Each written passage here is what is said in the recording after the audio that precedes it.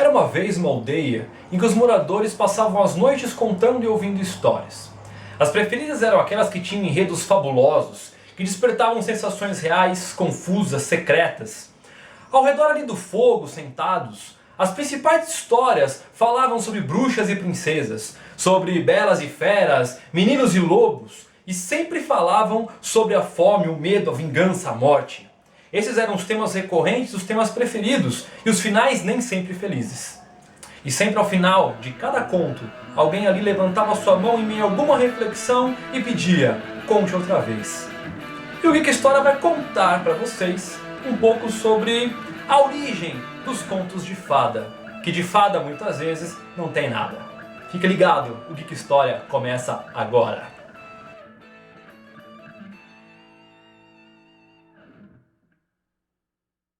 Para falarmos sobre os contos de fada, primeiramente nós temos que entender qual a origem deles. Porque nem todos eles são bonitinhos como a Disney conta. Afinal de contas, a Disney adapta esses contos de fada para passar uma visão diferenciada de mundo para as crianças, para os adolescentes e até para muitos adultos. Afinal, muitos dos filmes que a Disney faz acabam atingindo um público muito mais adulto do que criança. E isso é uma das características que os contos de fadas na sua origem acabam tendo. Eles começam a ser contados mais ou menos na Idade Média. Então nós temos ele na Idade Média, tá o mundo por quase 1000 anos sob domínio da Igreja Católica. Então o pensamento era teocêntrico, todas as coisas giravam em torno da igreja, e nós praticamente, por conta do feudalismo, tínhamos a sociedade dividida entre o clero, a nobreza e o povão. Os contos que começam a ser contados dentro desses feudos acabam, de certa forma, transmitindo um pouco da realidade daquelas pessoas naquela época. Então essas histórias, elas não vão ser contadas para as crianças. Elas vão ser histórias que têm lições de moral para os adultos. Afinal de contas, são os adultos os principais personagens dessas histórias. Essas histórias eram transmitidas de forma oral, de geração em geração, e elas tinham uma característica interessante. Elas eram adaptadas para cada região. Então a mesma história que era contada lá na França, quando você levava ela para a Inglaterra, nas vilas inglesas a história poderia ser a mesma, com adaptações pertinentes ali ao seu contexto. Seria mais ou menos você pegar uma história qualquer da Disney e trazê-la para os dias de hoje pensando que, olha, se essa história for contada no Brasil, qual é a realidade do povo brasileiro? Então você adapta aquela história para o Brasil. Se eu levo essa mesma história para a Europa, para a Alemanha, então essa história vai ter um contexto alemão, a vivência do povo alemão. Então nós adaptaríamos e traríamos características bem regionais, bem particulares de cada região. Como eles eram contados de forma oral, foi só lá no século XVII, com o francês Charles Perrault, que essas histórias começam a ser registradas. O Charles Perrault ele sai viajando por algumas vilas e ele começa a anotar as histórias contadas ali. E esse é o primeiro registro escrito dessas histórias, desses contos. Depois, posteriormente, lá no século XVIII para o século XIX, vem os famosos Irmãos Grimm.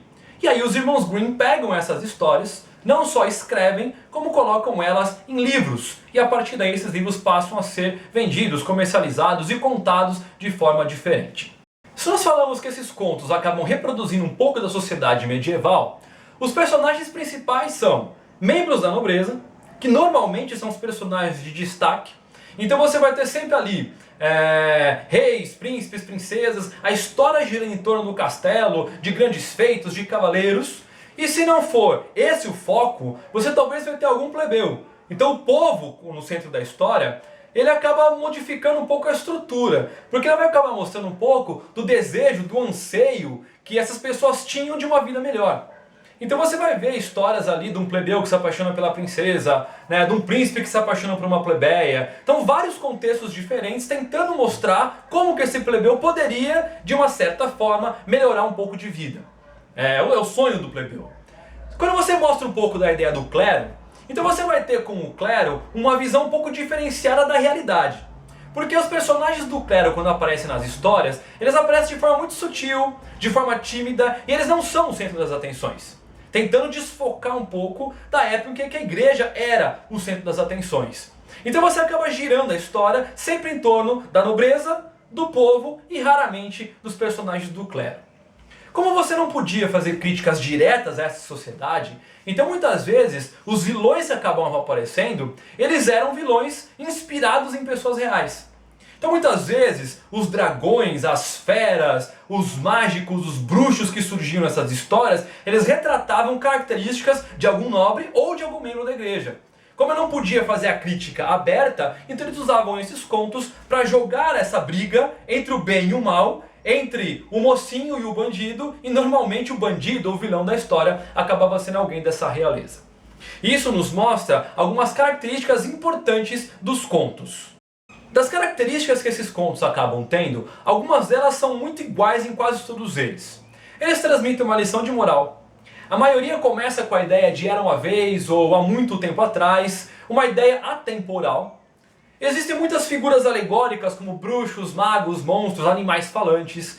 Eles possuem elementos de magia, de encanto. Os personagens principais são sempre membros, ou a grande maioria deles, membros da nobreza, como príncipes e princesas. Existem castelos, aldeias, florestas, o espaço geográfico sempre é delimitado dentro de um feudo.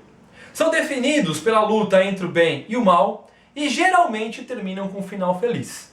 Nem sempre, porque a realidade daquele povo não era tão feliz assim.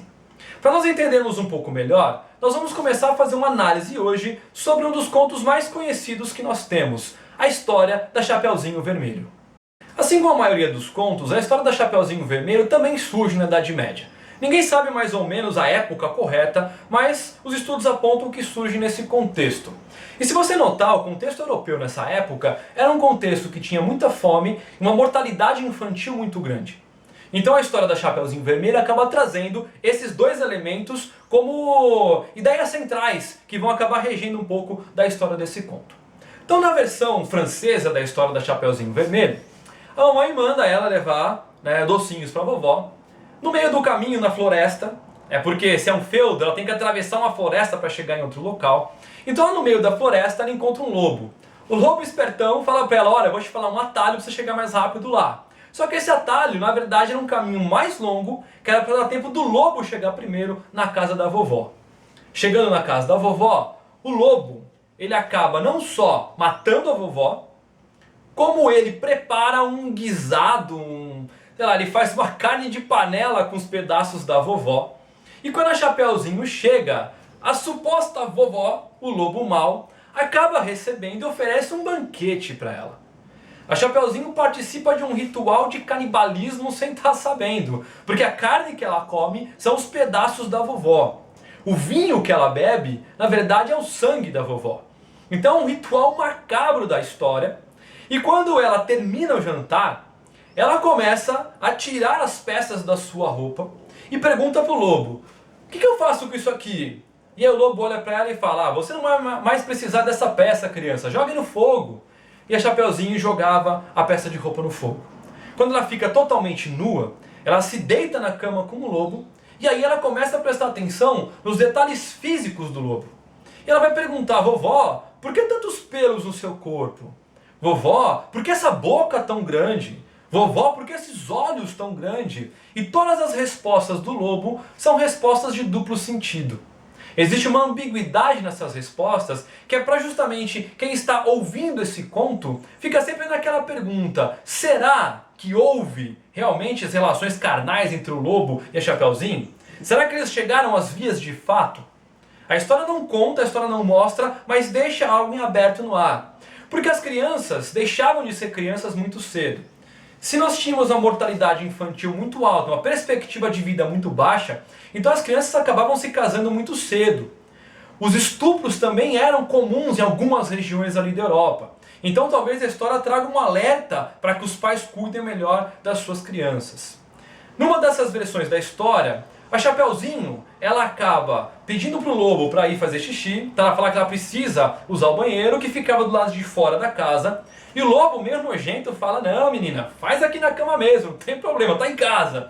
E a Chapeuzinho briga com ele até que ele acaba deixando ela sair para fazer xixi do lado de fora, e quando ela sai, ela acaba fugindo e vai embora. Essa é uma das versões que se conhece da história da Chapeuzinho. Na versão escrita pelo francês Charles Perrault, que é o primeiro que registra essa história da Chapeuzinho, ele torna o negócio um pouco mais macabro. Então não é só a vovozinha que morre. No final da história, depois do banquete, o lobo mata a Chapeuzinho. Então ele come a vovó, ele come a Chapeuzinho e a história termina nesse banho de sangue. Por quê? Porque uma das lições de morais que o Charles Perrault passa ao retratar essa história um pouco modificada é justamente a ideia de que as crianças não devem falar com estranhos. Porque se as crianças falarem com estranhos, elas viram comida de lobo. Lá no século XIX, os irmãos Grimm, quando eles pegam essa história, eles escrevem e modificam um pouco a estrutura final.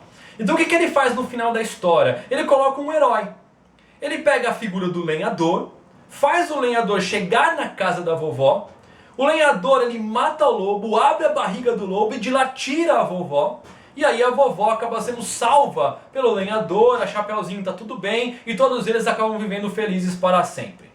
Então na história do Charles Perrault eu tenho uma lição de moral, na história dos irmãos Grimm eu começo a colocar heróis que vão salvar as pessoas. Porque o imaginário das pessoas muitas vezes pedem um herói, alguém que traga alívio para aquela carga de sofrimento que eles acabam carregando ao longo do seu dia a dia.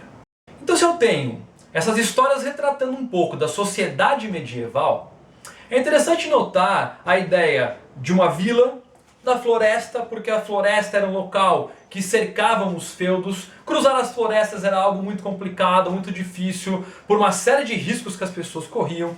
Falar com estranhos era algo complicado naquela época. Então, se eu começo a analisar um pouco disso, eu percebo que elas têm essa ideia de muitas vezes deixar as pessoas apenas no seu próprio feudo, vivendo com as pessoas com quem ela convive. A floresta é um local que deve ser evitado. Os estranhos devem ser evitados, porque não se sabe quais as intenções desses estranhos. Na história original não tem um lenhador, então não existe nenhum herói na história. Se eu ficar no meu feudo, quietinho, se eu ficar aceitando a situação tal qual ela é, eu acabo vivendo bem. Do contrário, nessas versões mais antigas, o lobo acaba se dando bem na história, a vovó e a Chapeuzinho morrem em uma versão, a vovó morre em outra, a Chapeuzinho consegue dar uma migué ali e foge do lobo na outra. Então todas elas trazem em si um pouco dessas ideias de que se nós sairmos da linha, nós teremos sérios problemas. Essa é a história da Chapeuzinho Vermelho, contada na sua versão original. Eu espero que você tenha gostado do nosso programa, que você possa se inscrever no nosso canal, curtir nossa página no Facebook, divulgar o nosso vídeo e ficar ligado, porque na semana que vem tem mais Desvendando os Contos para vocês. O Geek História fica por aqui, muito obrigado e até a semana que vem. Valeu galera, fui!